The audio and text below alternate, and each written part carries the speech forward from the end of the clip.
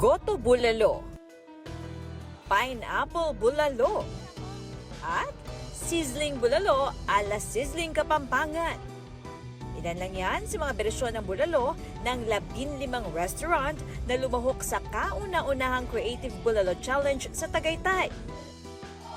Bukod nga sa malamig na panahon at mga pasyalan, isa sa binabalik-balikan dito sa Tagaytay ay ang bulalok. Ito ay isang kompetisyon or isang challenge ng pinaka-creative na bulalo na makikita natin ngayong taon na to sa Tagaytay.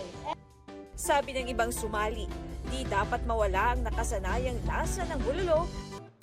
Nag-stick po kami sa classic way of cooking namin kasi doon po kami binabalik-balikan. Pero talagang umangat ang mga kalahok na extra challenge ang mga twist.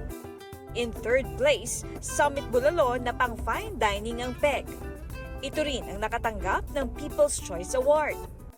Lahat po ng flavors when you bite in our bulalo, saka po siya mag-explode.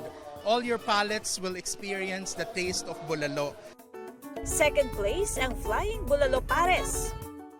Ang kapares po lagi ng bulalo is either kanin or noodles. In-innovate namin na maging flying bulalo.